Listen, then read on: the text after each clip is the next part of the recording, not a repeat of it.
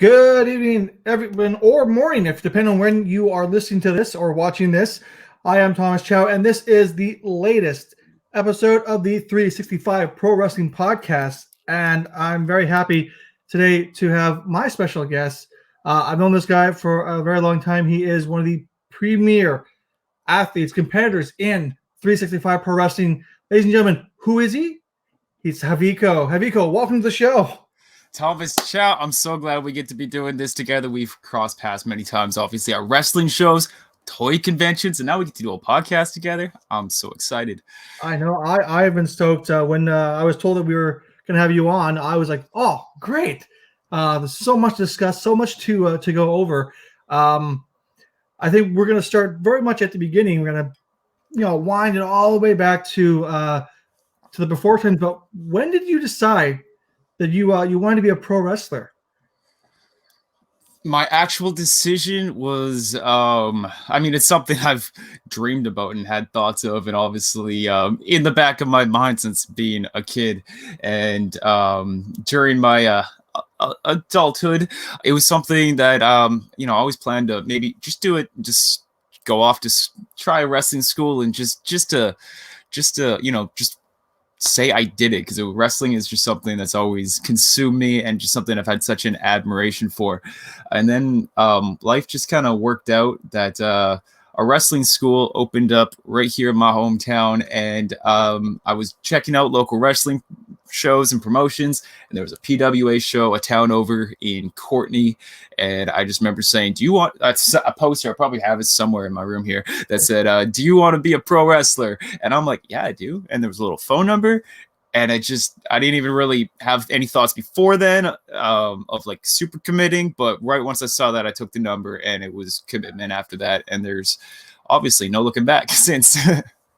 Since here you are, yeah.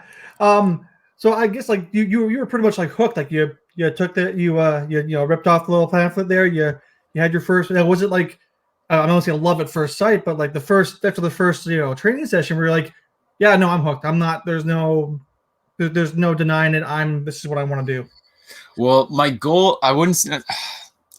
The intriguing factor of it, of course, first class, I met so many great people right there, and I just knew there was so much more to learn. The first class was just hardly even scratching the surface, but I had a goal when I first got there. Our coach, Eddie Osborne, kind of dangled the carrot on the very first class, and it was March 1st, 2016, and so upcoming were some summer festival shows, and there was a Salmon Fest coming up, and he said, one of you guys I plan to have working your first match by then, just one of you guys.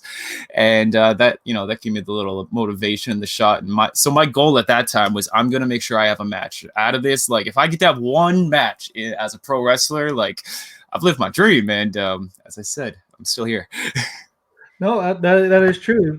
We're going on to 2021, so it's almost 5 years, I would say. It's getting close to that anniversary since I walked into the training center here in Campbell River. Wow. So when you were training a pro wrestler, before everything kind of started to fall into place, did you let your family know about this? Was it something that they were apprehensive about you doing, or was it more okay, they're fairly supportive? It's funny actually thinking back of it now, because my parents, when they're in town and stuff, they're always at the show, super supportive. My parents actually grew up telling me that when I grew up, they told me all the time that they would watch Stampede Wrestling and stuff. They weren't into WWE, but I was, so they would just tell me stories about Stampede Wrestling. So we kind of have that connection. And when I came to training, it's like, cool, he's doing something he loves. But when it came to having a match, my mom refused to go. As I said, it's changed now, and I don't think you can blame her either. My first match was against Cremator Von Slasher. Like, I don't think anyone wants to see that beating, but but it wasn't even that. And then still, she doesn't like any. She doesn't. I can't tell her if it's a hardcore match, because she gets very upset about it. Because very, very, very nervous, I would assume. Those matches are both physically and mentally taxing from what I've seen. I have never been on the receiving end of any of the damage that you guys go through, but I can imagine it can wear down on you. Apparently, it takes more of a toll on the parents sometimes. That's true. Very true. And then my mom Um, also sent me this video though of at a wrestling show of one of the parents. Yeah, it was a hardcore match. A weapon started going in, and the mom just picked it up and started beating the other guy. She's like, "This would be me." So yeah, Mama Haviko is a little protective too. So that's probably a good thing. You let her know beforehand, or keep her away from front row. So I actually that answered my follow up question. That was the thoughts of you wrestling now. I assume they're pretty okay with it. I just said don't let your don't let your mom know about the heavier the more extreme stuff. yeah, because I Um, still wanted to show up and react. So that's the best part is when she's like, "You didn't tell me about this." I'm like, "I know. I just she makes so much sound though." um, but so far, so before you got in, like, what was like before you got into the business? What's the one thing that you kind of wish you had known just before, like, before you got in? Ooh. Um. One thing I would have known, maybe that I would have been here as long as I did because maybe I would have pursued it earlier. Maybe yeah, it's hard to say because yeah, just that because as I said, my original goal was just to have that one match, and that's been my kind of biggest change in my just my mindset in these past few years is to it's good to have these achievable goals, but now I'm starting to hit those break through the ceiling goals. That's kind of my mindset now, is do things that maybe I once thought I couldn't even ever do. So Which brings me to this next question, which is so far in your career, what would you say has been your greatest accomplishment so far in your career? that's a hard one. I mean, like, it's easy to just throw up a championship and just be like, when I got that, there was this level because but that I know, yeah, actually, you know what? I will throw a championship moment because it was so special because of one of the guys I broke in with, and it's hard to choose because it was my first belt, the BC championship, and it meant a lot to me for multiple reasons because that show I talked about in Courtney when I first grabbed the little flyer. One of the things there was a few things that really just stuck out to me in that show. I saw my coach Eddie Osborne. He was wrestling Super Velos, and I remember being like, "Super, there's luchadors on this island." I remember seeing Scott Steele jump off the top to the outside and be like, "You can do that in local indie wrestling." I remember the man Crofton. Like, seriously, I didn't know anything about him, but his music hit. He came out with that championship, and to me, he was just the champion. He was champion of BC. I love my province. I love where I'm from. And just him having that belt and being like, that's where I want to be. So when I got that BC championship in a match from Judas Icarus, a guy that I broke in wrestling with. So yeah, it's one of the most special moments in my career for sure. And that championship, I don't know if I was there for that, but I hear very good things. The two of you have definitely lit it up. Actually, speaking of championships, I just noticed in the background there, if we could just kind of phase that. Yeah, I see a championship here. This is a PWA relic that I've been really blessed to get to take off the hands of the old PWA company when they were changed over to 365. So this is the Internet Championship. So another belt I actually got to hold along with a lot of great wrestlers like before mentioned Crofton, Rhea Von Slasher, Nolan James. Shut up, Nolan. But tons of Nathan Legacy. Yeah, and this belt it's very special to me too. It's actually probably more personally special, but it's just the BC belt as a career achievement and just where that propelled me to and just the opportunities it gave me. But yeah, the Internet belt, it was I had two different runs with it, and they were both at when I got I don't know, they were both at interesting times of my life where I was going through a lot of personal trials, and that belt was a goal of mine, and I had some just amazing matches with it. My feud with Jordy Taylor is just still one of the favorite things I've ever got to put together in wrestling, so the build for it and everything. Now, on the flip side, that's awesome. On the flip side, I got to go there. What's your biggest failure in professional wrestling? Biggest failure. Oh, like I could, like, oh, I mean, I could throw my body under the bus and say injuries. My biggest failure. That's hard because I like to have a positive outlook, and it's who. I'm like, next question. No, I gotta answer this. I just don't like being stumped. I mean, it's not a failure, but the fact that the Pure Wrestling Championship, when PWA was a thing, that was the belt. And I mean, like, especially physically, I don't know if you ever got a chance to hold that thing. You're going to drop a normal human. It was great to hand to kids. They would just fall over.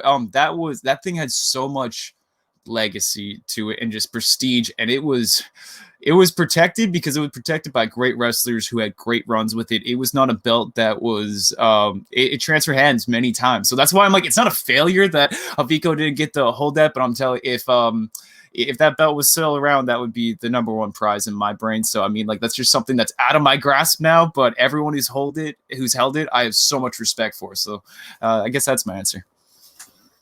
That's a good answer. A follow-up was, if it was a personal thing, was what did you learn from it? But I guess it's kind of hard to learn from, like, not getting, like, I guess the best follow-up was, like, did you learn, like, in not achieving that PWA Pure Wrestling Championship, whether it's just not getting the chance to vie for it, or maybe in matches where you were, there was something that prevented you from clinching that victory.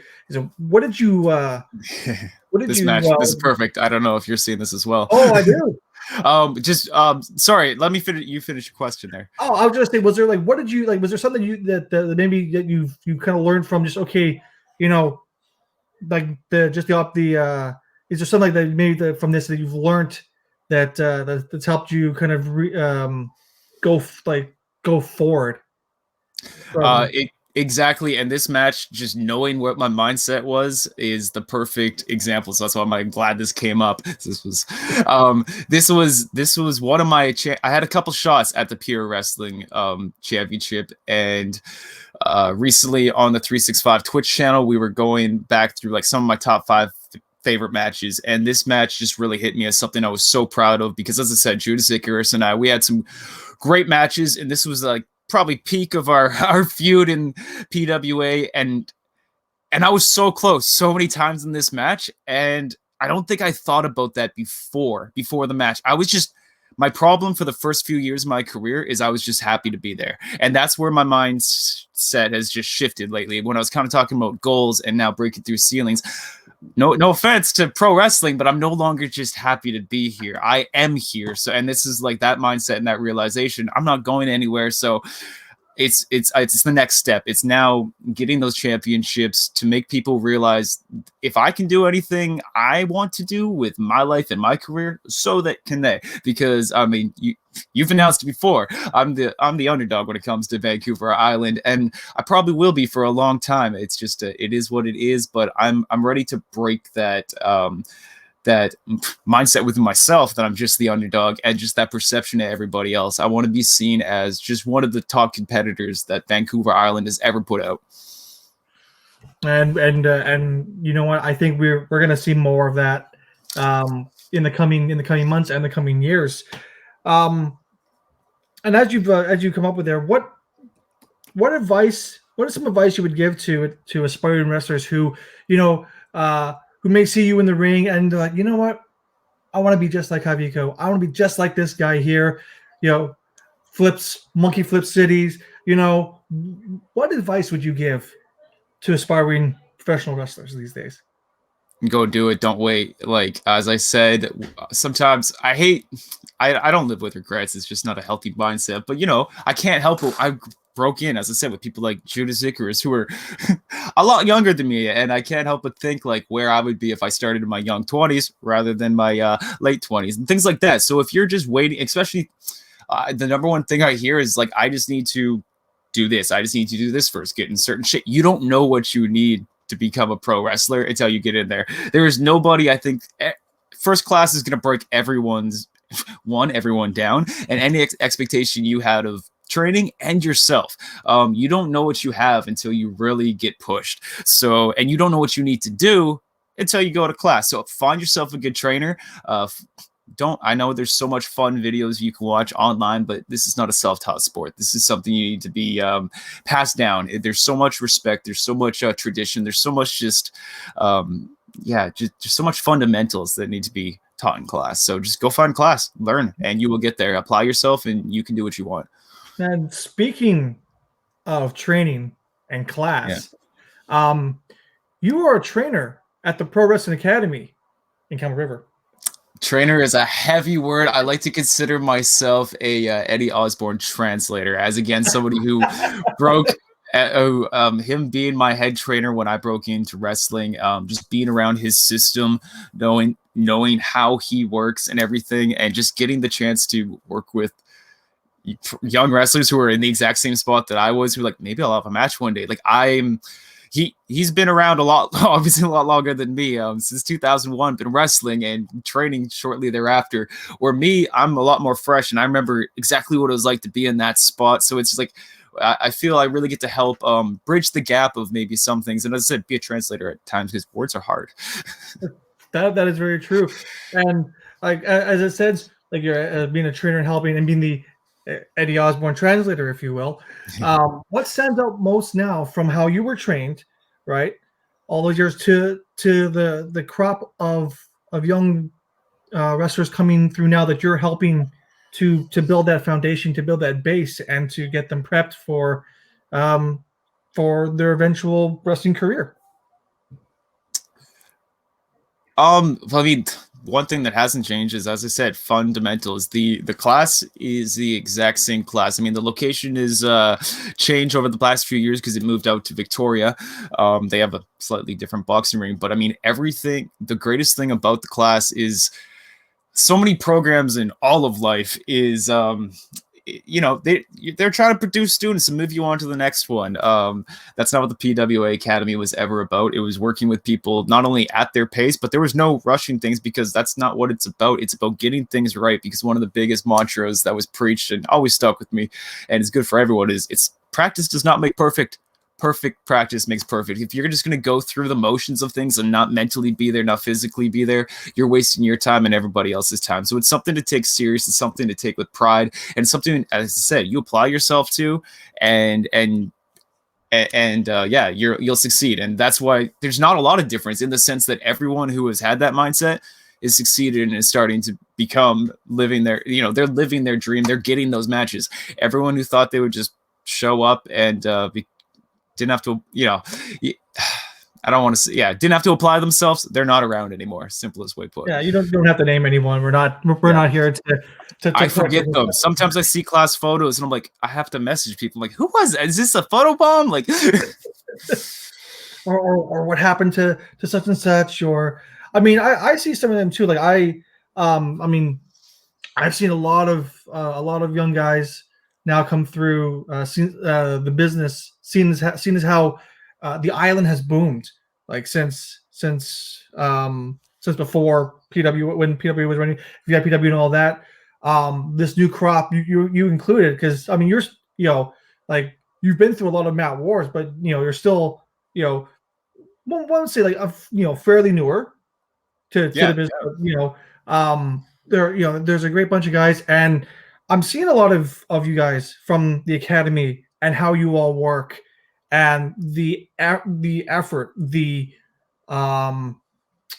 hard work, the dedication that all of you that I've worked with have done, which it makes me smile when I see matches, when I see like events, when you guys go to other areas to apply your craft, and it's like, these guys, they are going to be what the business, they're having fun, they're great athletes, they're great wrestlers, and I love, and the future is bright, I think, for pro wrestling, for 365, for BC, out east, so I'm happy to see the guys. I'm happy to see you guys Uh, Look at these smiling faces here. I don't know, like, well, certainly I don't know if you remember that moment, Thomas Chow. I think we just took the mic from you. This was definitely and shout out to the man, Colin Smith, just happened to be at the right place, the right time. It was like it looks like a scripted photo op, but I think Chow was trying to announce something. The uprising, we weren't the most polite to it. I would like to apologize for some of the things I may have may not have said to you at the time. Nolan's a bad influence. You know what? You know what? He kind of is. I don't like to throw no one under the bus because, you know, there's a history. No one's got a history with all of us. I think that's. But I can't actually blame him for my bad decisions, but you two had some great matches in 365. You guys didn't see eye to eye down in VIPW. no. Not at all. So, we did for a bit, and then things started falling apart. Yeah, but I think it's kind of like a neutral thing with you and Nolan, more of a antagonizing from afar, I would assume. I think we left it on respect. I mean, we haven't seen a lot of each other these days, not been crossing paths to know if that animosity is still stewing like it was. But we as much as we went, we had some animosity towards each other. We broke into the ring at the same time. We were training mates, and I think once everything was said and done, I'm hoping we left it on a level of respect because our idea, I think, as much as we had a lot of disagreements, was to leave and settle it in the ring. That's what that whole feud was about, and we'll see what the future holds. But that's where my mindset's at. It definitely left a piece of you in that ring. If people don't get a chance to follow what's happened, this is not your original mask. Yes. This is the modified reincarnation of what I originally used to wear. Yeah, because of said feud. Nolan James went a little too far. It was, one of our disagreements. You don't rip a luchador's mask off, and he thought differently. I mean, it was in the middle of an I Quit match, us having to do anything we could to win, and he found a way to make me say I quit. Yeah. I remember that was an intense match, which brings me to this. What inspired you to wear the mask? What's the story behind the mask? There's a why it originally happened, which is just probably not the more meaningful answer you're looking for, and why I continue to keep it, which actually has the more meaningful story to it. So I'll start with the original. First match, I broke into training. Believe it or not, as much as I like to quote Lady Gaga all the time to the kids at the shows and say, I was born this way, Haviko chose to be a luchador. And originally at training, everybody's going to get thrown under a hood is what we were told. And so when my first match came, I had a hood provided for me. It was a hood that actually another Islander used to wear in the backyard days, and put this on. I was given a name by my coach, originally fully El Haviko, which again has some backstory to other backyard wrestling legends here on Vancouver Island, but we'll go into that another time. And so the Havoc Man, as Elliot Tyler likes to call me, was born, and it was gonna be a temporary thing, to be honest, I think.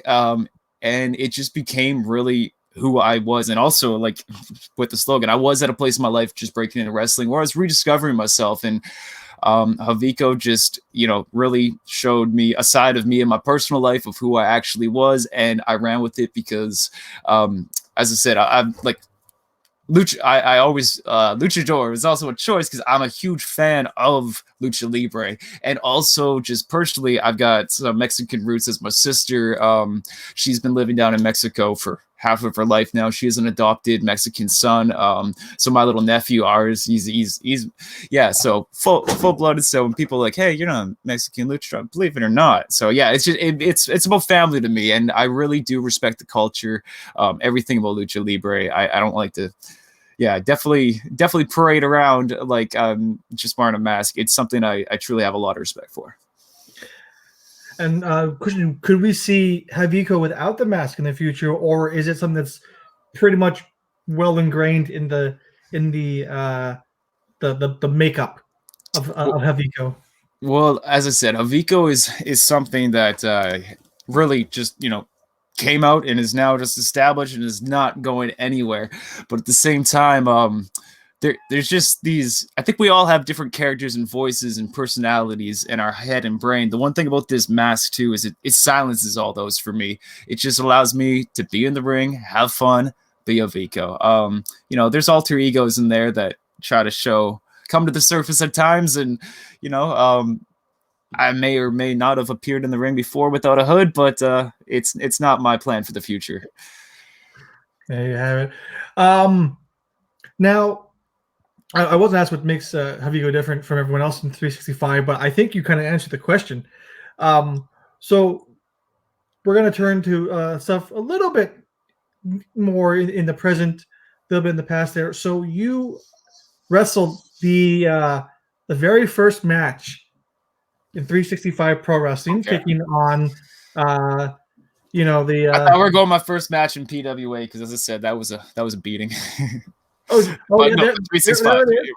As you folks can see, this is Haviko taking on the young Zach Andrews there. Zach Andrews talking about the new young crop from the PWA Academy. And you got him in a devastating. There we go, devastating Dragon Sleeper. Yep, something a little different. Yeah, because for a while it was I'm trying to remember. It was a tilt-a-whirl armbar that used to. Yeah, I love him. The Dust Till Dawn is the formal name, but the tilt-a-whirl head scissor, land him down into that Fujiwara. Again, something I got from my coach there, Eddie Osborne, with hit him with the Fujiwara armbar. I really love working body parts. I tried, so definitely, and the Dragon Sleeper, that's the only match I've ever actually pulled off a win with it. So Fujiwara is definitely my go-to submission. It definitely is. I would say, aside from the match, what do you remember most of it, like about the match itself, or going into the match? Was there any I'm going in? It's the first match, or was it more like focusing more on okay, I got this young Zach Andrews to contend with, It was exactly the second one. I'm not. Maybe it was what it was, but it didn't really dawn on me too much that it was the first match and just how important it was. And like as the year went on, and especially like as we hit around New Year's and the year was ending, I really appreciated getting that opportunity. Extra thankful I pulled out the win. But no, I was really focused on Zach Andrews, and I remember a lot from that match because we put in a lot of time, and I think that surprised a lot of people, including our coach and all the staff, because they probably thought Haviko's a lot more established. It was one of Zach's first match, just going to finish him quick. And I'm not saying that I took him lightly, but because I had that opportunity to train with him, I have that passion for training, and I wanted to see if he had what it took. And not that I'm the guy to push him by any means, but I knew what he knew. So I tried to take him to every corner of that ring and just test his limits. And wrestling in front of just the boys and like in training or the girls is different in the front of that crowd. I'm sure you even know from getting in front of the crowd of just testing the mic, but also things are just different. Like the air in the room, just the tension, it's a different energy. So that can make you sink or swim. And I really, I had a lot of fun in that match, and probably too much fun. Because as I said, we went a long time in that ring, and he didn't give up. He did not. I had to pull out a different submission to finish off Zach. And I'm thankful for opportunities like that. One, to just get to work with these new guys, and just to be at a place where I'm saying these new guys, because I still feel so like I'm just breaking into pro wrestling. It's a different crop, and it was just from the clip there. It looked like a fantastic match, and you can see that all, of course, on 365, their Twitch channel. I believe we got Zachary reminds me a lot of myself, believe it or not, including his being persuaded by Nolan's evil ways. I didn't bring up Nolan on this, but he seems to have his, wherever there's Haviko. Don't get me wrong, Nolan is a great person to be taken under the wing by when it comes to wrestling, especially psychology. His mind when it comes to a match is just amazing, and just remembering things when it comes to like just sitting and watching wrestling with him with dates is phenomenal. But yeah, he's got a great mind for wrestling. So I mean, as much as I'm like, Zach, watch yourself, he's a good mentor. And then speaking of, so we had you're on the very first 365 show, the very first match. Now I'm trying to remember because I was everything's fairly hasty. Were you you were also on, if I remember correctly, the last PWA BC show? If I remember, I no, believe I would have been. yeah, because we did Yeah. like I remember the Victoria show. I know I was a part of that. I believe you were there as well. Yeah. And we did anyone know? Because I don't think I ever really like. I was there. We had a great show, and then all of a sudden the announcement was made, and it was Between a certain circle that did know, it was definitely a debated issue for a period of time. I had a bit of a heads up. I definitely knew before the last show. So yeah, some people knew beforehand. It was definitely as much as it seems sudden. The man pulling the strings definitely knew what he was doing and had a plan. no, definitely it was quite a shock to those of us who did not know. It was emotional, and as I said, it was a even once people knew what was going on, it was questioned. I would gotta say because PWA had so much history, so much legacy. And it's like how but I mean this even in the face of this unforeseeable first year with like the pandemic shutdowns and just not being able to do a first year, I think like any promotion would ever want to. The success that 365 had is like unquestionable when you just look at the crowds and what we were like able to do, like what and work with. It was maximized to its fullest potential. The talent, the quality of matches, it was great. So I'm so happy the decision was made, as scary as it was, because I just feel this is just the beginning of a whole new chapter in pro wrestling, not just for BC, but globally. Like 365 is just, it just sounds like everything. Like it does. It does. You know, out here in the West, out in the East, it's 365 Pro Wrestling had an amazing foundation, and from that foundation, it's got so much growth in this new era that that I foresee some very amazing things.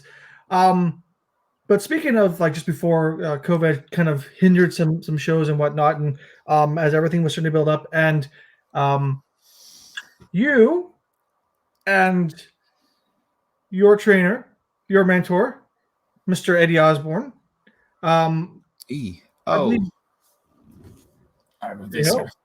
no, that is not Eddie Osborne. That was Haviko's cat. But you two were tag team champions. Were, it's strange saying were because I thought we were gonna make it through the whole year, I thought so too. which is something I actually didn't see coming.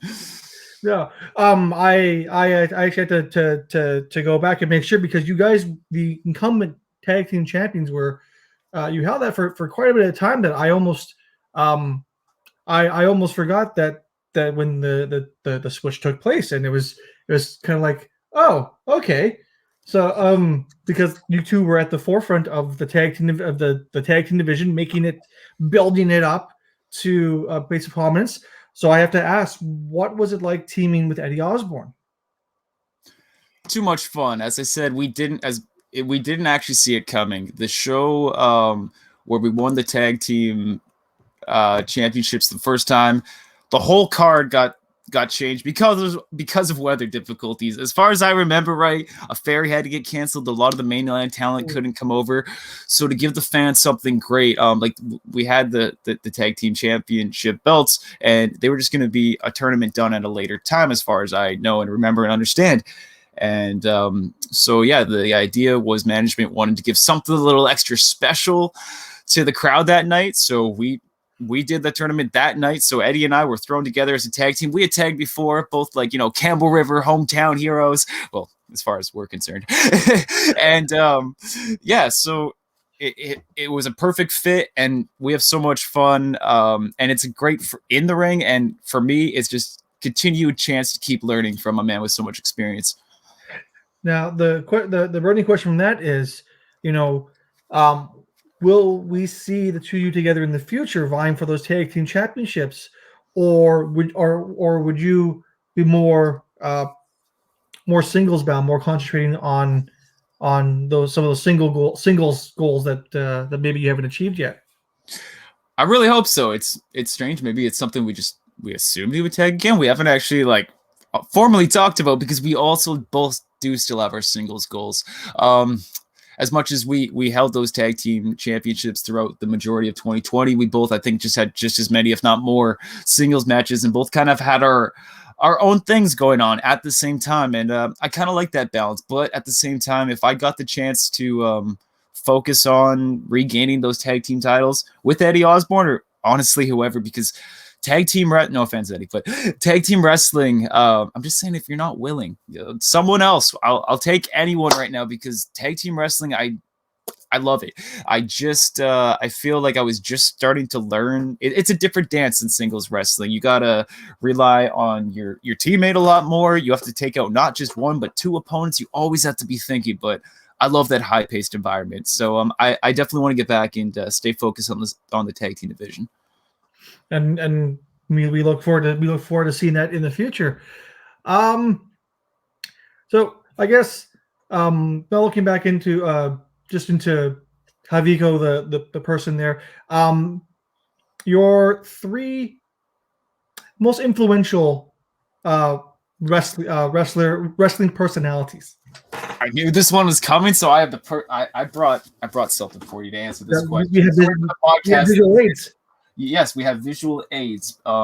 So it's a question I got asked in training, and it gets asked all the time. And so it's now cemented in my brain. I have a podium of my three favorite wrestlers of all time, more growing up. They're not necessarily current. These guys are all, oh, no, you're not retired. Anyways, so number one, we're going to go with HBK, Shawn Michaels. He's just the greatest wrestler of all time, in my opinion. 2 and 3, I don't really like to rank. We're going with the Stinger and Rey Mysterio. Probably Rey Mysterio's too. Sting used to be more, but Rey Mysterio is just, his longevity is so impressive. He's still here. It is, and it's weird too, to see him and Dominic wrestle now too. Cool. So cool. Now, are you more of a fan of just a little take a look at Sting? Are you more a fan of Crow Sting, like Dark WCWs, or are you more Surfer? Because there's a distinct I think line in the sand when it comes to Sting, and which era of the Stinger that people gravitate to. See, it definitely was Crow Sting, but I'm such a big fan of watching old tape in WCW, so I never got the hype baby face as much when I never got to appreciate the blonde Sting as much, and I love both. I definitely feel like I could personally relate to both characters, in the sense of, I think everyone knows Haviko could be very dark and broody in the ring, or get that crowd going. And it's just, I feel both sides of my personality definitely reflect Sting. I've always felt that his character is something I relate to.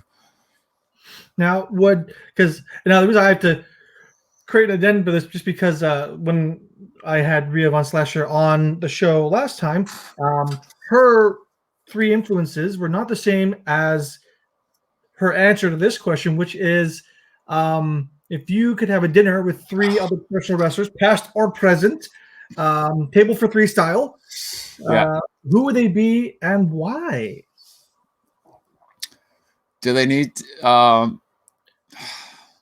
so sometimes I just have answers because I am a really curious person. I kind of just want to pick people like Mark Henry and Big Show and Braun Strowman, just to see how much they would eat. But at the same time, my actual honest answer, because I think about this, there's people I want to have a conversation, maybe ask questions, but a lot of people I super admire, I don't want to have dinner with. And in all reality, my three, if I could have dinner with three professional wrestlers, it'd be Eddie Osborne, Nolan James, and Crofton. It's been too long. I haven't got to see my boys. It's we used to have such great memories when I first broke into wrestling, especially going to Langford shows and VIPW. We got to spend so much time in the vehicle together. Crofton was so gracious to let us crash at his house. I get to kind of tag along on their Island Crusaders world tour they were going on all the time, and it was so much fun, and I miss doing that. So I would just love to have dinner with those guys. You know what? I think in the near future, most likely gonna happen. Hopefully. Yeah. I'm wearing my mask. There you go. I gotta Now, say, wearing a mask on top of a mask is not fun. We've had some shows with obviously like distancing rules, and it's a lot of work. yeah, I was going to mention it. Like, I didn't get a chance to talk about that before, but wrestling in these these COVID times, how has the approach like how has the approach been? I mean, whether it's going to the gym, because I mean, I see the other wrestlers and they're posting their gym selfies still, and I always wonder like how is it now with the masks and all the rules, and how is the wrestling factored into like this whole like the whole COVID thing before they all before everything kind of got more stricter. Well, before everything, because right now things are pretty strict and tightened up. Training is on hold and stuff. We're just not allowed group activities, so it is really more a personal accountability thing. Like everyone is there's so many people in our. It's great to still be in touch on social media with all these people, just seeing everyone's still so motivated, just ready for when wrestling's coming back, because everyone's just it's all about self accountability right now and just staying in top shape, because we don't have these group programs and there's no seminars going on. There's no we can't be training, and we understand it is what it is. So everyone's just mentally, I think, doing what they can to stay ready. I know we missed shows, we missed the crowd, because even throughout 2020, it was strange. We felt blessed, I think, most of us, that we still got the opportunity to do small crowd shows and just make more room and everything. But I miss going out high-fiving. I miss the energy. I miss sweating on people. Let's be honest. And we can't do that right now. We got to wait till things calm down and get, there's going to be no misting from Haviko anytime soon. Like, wow, are you serious on these segments? Oh, it's not the missed spot. Okay, because sorry. Never mind. Sorry. The podcast isn't seeing these video clips, so I shouldn't react so much to them. You know what? We'll direct them to the video podcast. Oh, it was the missed spot. Sorry. Yeah. Which there we go. Look at that ladder match. Yeah, we can't spit in people's faces right now, so wrestling's a little bit different. Some of us have had to alter our movesets, but no, it was a different year, and just the uncertainty was definitely hard, I think, for everybody. It just not knowing when we're going to get to do what we love, and now we're all kind of sitting back in that bubble. But as I said, wrestling keeps us focused, it keeps us positive, so we'll be back. Preparing for the future, definitely. How would you say, like, I mean, I know it's like forecasting for a bit there, because I mean, we don't know when we're gonna get a chance to be back in in front of crowds and in the ring and doing our thing. But how would, because you said you can't miss anyone anymore, would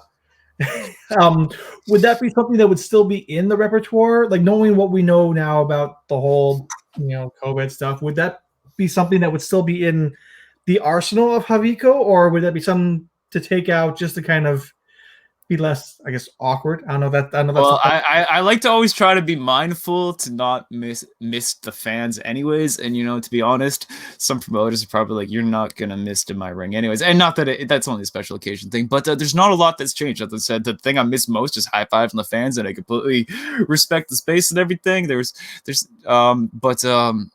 No, not a lot's changed. We're just waiting. This is something that's just something we got to deal with, and it'll just, as I said, it's going to force everyone to be more creative, take self accountability, and just be focused when it's time to go. That's right. We're going now to just some more casual questions here. I think people like to know a little bit more about Haviko, not my hat. What is Haviko's favorite match? Just in general, like from as a fan. Ooh, favorite match as a fan. So when I threw up, I'm going to go with two different ones that really influenced me as a kid, because I wasn't watching these pay-per-views, young youth. I don't even remember when these came out exactly. I'm horrible with dates. This is why I need people like Nolan and Eddie around. They're just good with this was SummerSlam, this and that. I do not remember these things, but so you can help me out, Chow. Two matches. I can't pick one over the other because they were what I'd say propelled Shawn Michaels to be my favorite wrestler. Growing up, it was Bret the Hitman Hart, and then his feud with Shawn Michaels. It's great because Jim Summers, general manager. We've had tons of dinners with the man, had some great conversations. General manager, the PW. One of those conversations over dinner we had was he was the exact opposite. He was a HBK fan, and that rivalry made him a Bret Hart fan, and I was the other way. I switched. I became out of that. I became a huge HBK fan. Sorry, and so yeah, their Iron Man match, just you can watch that anytime, all the time, and also Shawn Michaels. I honestly can't remember if it's the first one or the second one, but the Shawn Michaels versus Razor Ramon in the ladder match is just, it captivated me as a child. The one at WrestleMania 10, I believe, is it the which for the Intercontinental title. I know what happened. No, you had it right on the you had it right on the nose. You know, which also too, like if you go back as well and look at those two in that match, because they had the second ladder match. I actually can't remember what pay-per-view was. I want to say it's a SummerSlam, because that seems to be sounds right to me. Yeah, but their second ladder match was completely different too than their than the WrestleMania 10 one, which it's always great to see, like, you know, like a guy that they've wrestled tons and tons, and their matches are totally different each time, you know, which I love. I love that versatility that, you know, you'll never see, like, you know, some people you might see snippets of some of the same stuff, but then, you know, there's always something that's just drastically different. Yeah, growing up as a kid, I didn't have cable for the longest time. We only had like what was coming over the little bunny ears antennas. So I got wrestling on Saturday nights, whatever was going on at the time. But it was never the big wrestlers. They would show clips of, maybe it was even Sunday. I don't remember what the program was. Just some weekday thing. So you would see clips of people like The Undertaker, Yokozuna, but they were never having matches and stuff. So I actually grew up really loving people like 1, 2, 3 Kid, because we actually see his matches and stuff. And then it wasn't until I moved into big town cable, wherever, when I got cable, I'm like, we have Raw. And I never missed Raw for almost 4 years. There's a couple times I'd be out camping and stuff, and my one cousin, she would tape Raw for me. She was also a big wrestling fan, and so that era of right before WCW went out, I was watching Raw every single night. I didn't miss it, other than I probably missed a few segments because I get caught channel flipping. I'd try to watch Nitro the next night, but then for a while I just became such a huge Nitro fan with everything going on that I would just, oh no, I'm missing Raw. So it was such a good time in wrestling. And I imagine it was pretty tough too, because I mean, on one hand you got because I think it's still around that time. I think Shawn was still around. I can't remember, like, when did you start watching like Raw and all that? Was it more towards that Attitude Era, or yeah, it was 1998ish, I would say, because yeah, Ivor was, you know, really watching Jericho on WCW. He was a big like I love Chris Jericho, not so much as a person, but as an entertainer. Like he's just somebody, just how he can change and adapt his character and then just be so talented at multiple things in life, being music and wrestling and stuff. So Chris Jericho is awesome, and he was one of my, I'd say, more influential wrestlers that I really made me gravitate towards WCW. So I would say it was around 98, because I remember the Y2J drop and everything. It's art. It's such art. It is. I mean, give me an Ultimo Dragon match and or cruiserweights from that time period, and you got me hooked. I think that's why I rented a lot of the WCW pay-per-views, is because cruiserweights, and I'm glad to see that the, you know, necessarily the biggest guys are getting their fair share, both in the greater wrestling world as well as here in 365 Pro Wrestling. Another plug. So we're getting to as we're talking about wrestling as we are wont to do here, and you know, the big show's coming up. Not the big show, but wait, there we go. Not the big show, but the big show. Is coming up. Okay, I thought you were gonna say Elimination Chamber, Chow. I'm like, well, okay. I mean, yeah, Elimination Chamber there. I mean, I guess. You know, I think by the time this goes on air, it'll be over. But yes, WrestleMania. Back to Mania. Yeah, it's definitely got a different feel than last year, because we didn't have a crowd. We get the Thunderdome. But what are your biggest, like, your thoughts going to this? Are you going to be watching Mania this year? Oh, of course. WrestleMania. Like, I don't watch the Super Bowl, so it's my Super Bowl, I guess. It's not even that. It's my Christmas. It's so much fun and tradition. The Royal Rumble is actually my favorite pay-per-view Like I love the event, and I know, yeah, I love the Royal Rumble. But Mania, especially even now that it's like a 2-day event, I'm like, I'm all in. It is a festival type weekend. I love it. I love it. It's a celebration. It's my actual like kind of. It's like New Year's, it's the start of the new year. Some people live on different calendars. I live in the wrestling world, so yeah, it's a great day. And the fact that you mentioned it's great. It's 2 days now, which I'm surprised they didn't do that a lot earlier.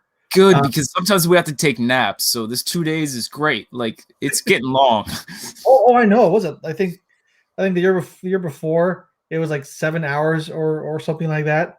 And yeah, no, even like I've got stamina when it comes to watching wrestling, but even I was feeling it. You throw in like 3 hours of the 3 hours of the pre-show, right? And it's a long day.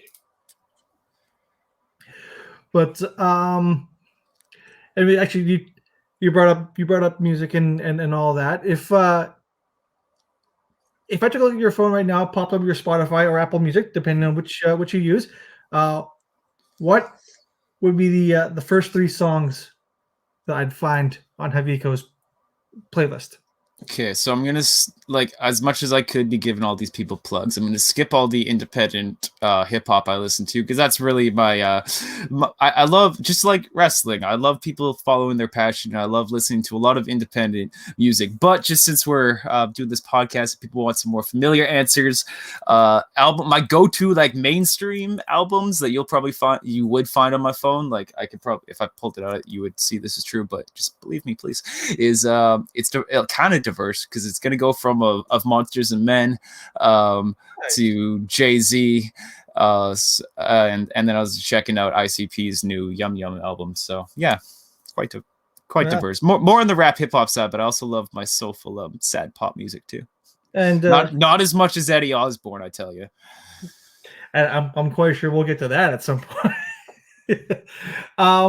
And speaking of hip hop, I don't know how much, and I don't know if you want to talk about it this way, but you're also in the hip hop world there, if I remember correctly.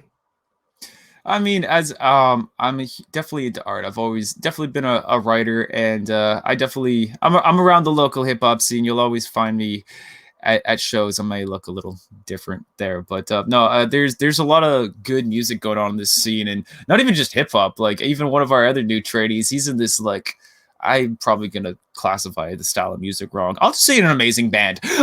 So I'm just like, there's so much fun here on Vancouver Island and in Victoria, just Vancouver and stuff. So yeah, I'm a huge fan of music and just entertainment in general. So the two worlds, I love when they kind of collide and stuff. I see a lot of parallels, a lot between music and wrestling, believe it or not.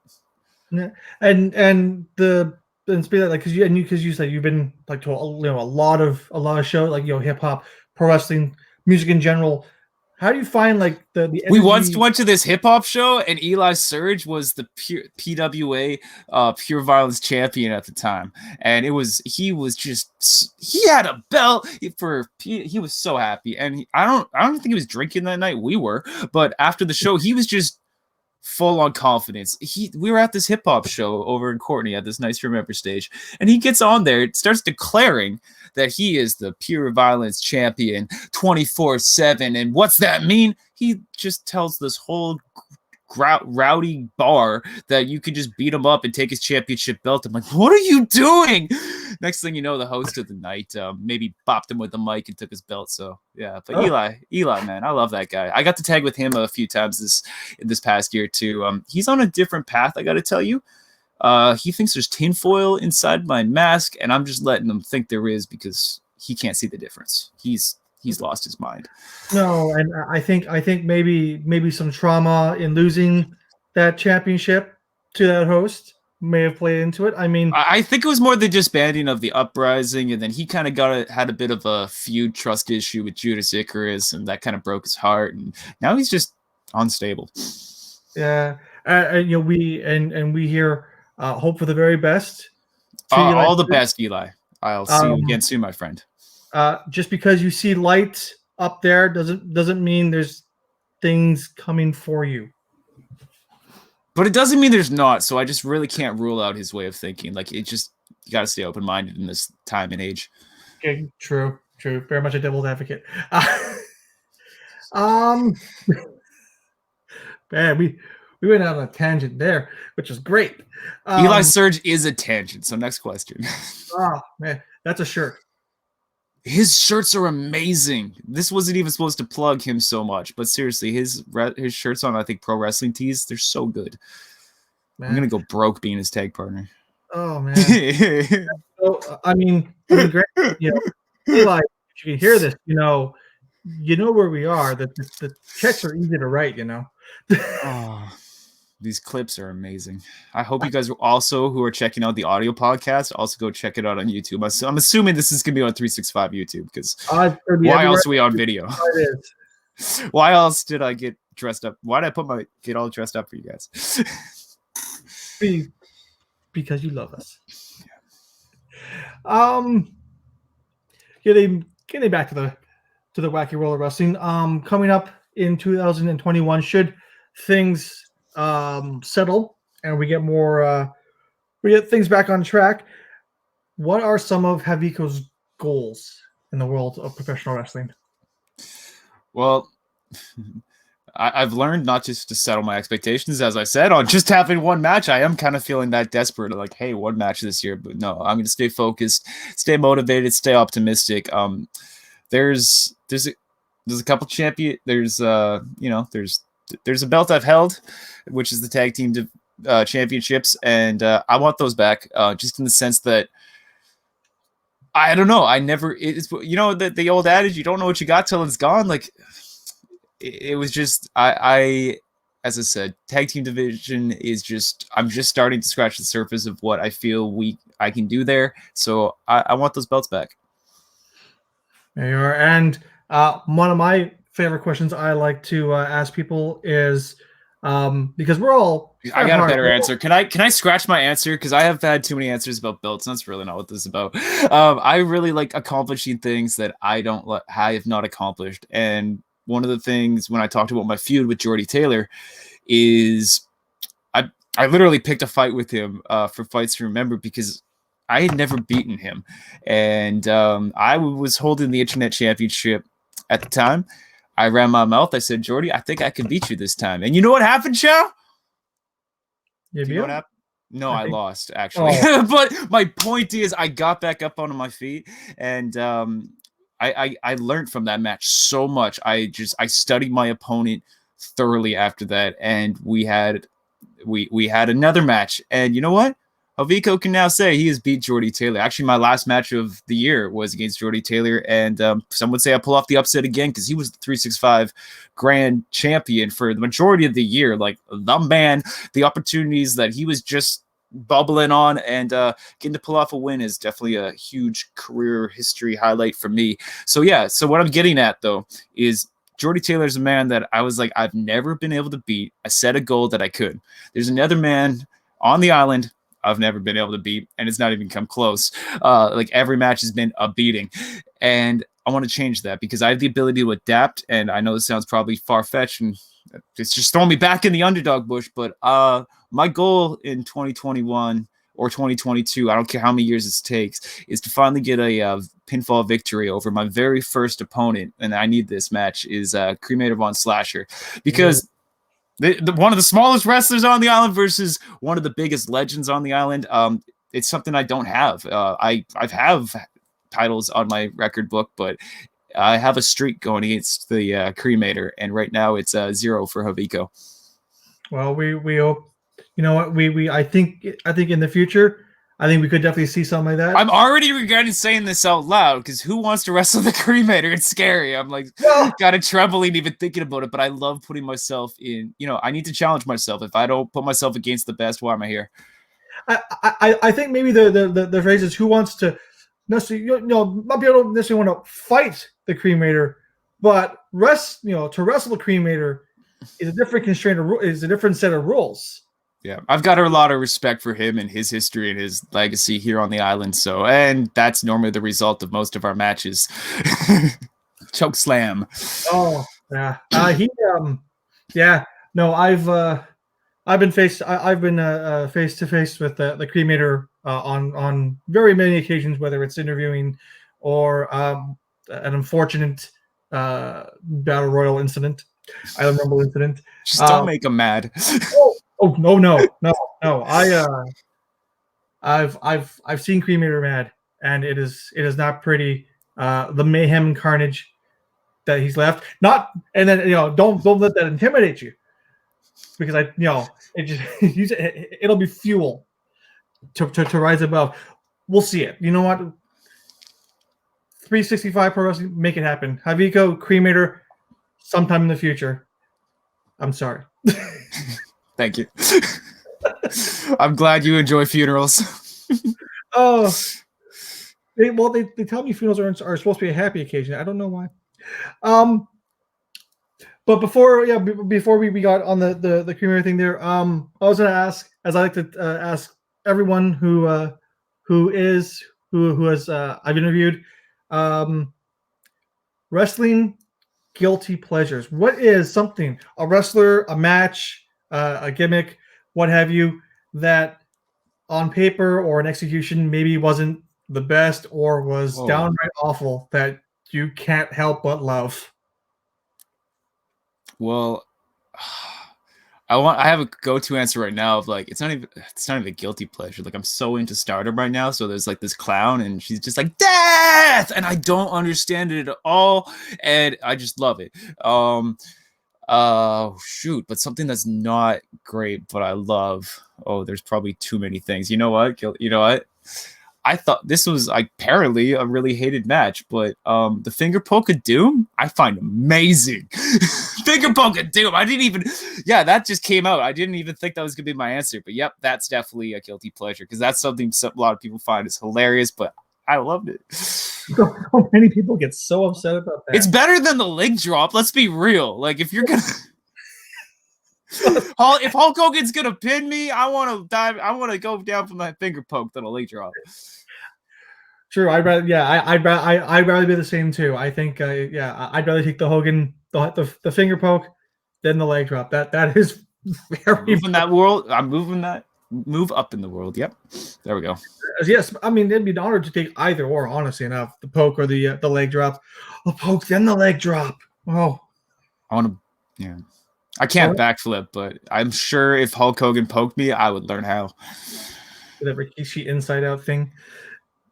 Speaking of backflips, sorry, again, a clip on the screen of Nathan Legacy. That guy was a human ninja. I had so much fun working matches with him, training with him. He pushed me to a different level and instilled a lot of confidence in me, to be honest, because I would watch him do things to me like, humans could do that? Let me try it. He was, and he definitely was, as the old adage goes, a human highlight reel for sure. And we hope he's doing well wherever he is and whatever endeavors that he is doing. All the best from 365 and from us. With that being said, I think as we draw to a close here, sadly, thank you for coming on to the show. I thought we were just getting started. You know how long I waited for this? Eddie Osborne, he had me on the bench, and it brought back post-traumatic stress from Haviko in high school. I didn't even realize till we were about to get ready for this podcast because, I'm just always around. I'm there for training. So he's had me literally on the bench. He's like, we can chat with you whenever. I'm like, yeah, whenever's cool. And then a whole year goes by, and I'm just sitting on the bench waiting, and it feels like I'm in basketball again, back in middle school. It's like, yeah, you'll get to go in there eventually. You just keep that bench warm. So, Chow, I'm so glad we finally got to talk. I got in. I'm hitting the slam dunks. Oh, you are. 3-pointers, layups. I know nothing about basketball. I know. I completely just played. This is it was an amazing busy year. Wrestling kept me super busy, and I'm glad we got to have this full talk right now. And I will love to be back anytime. It's great to chat with you and anybody about wrestling, especially. Me too. Where can people find you on the intertubes? Again, we just look up at L Haviko. That's where my Instagram and I'm sure Facebook tag will lead you to. So 365prowrestling.com, you'll find Haviko pictures, and if you go to the YouTube, you probably find matches and stuff. So yeah, I got an Instagram though. Do that thing. Social media plug. Yeah. And is there anything else that you want to plug? Any special shout out or plug you want to give before we? I've been having a lot of fun with the 365 Pro Wrestling on Twitch. So, I mean, if you guys already don't know about that, Haviko's been hanging out there. I can't hang out at shows with you right now. So, but it's been a lot of fun because, again, as I said, we're adapting.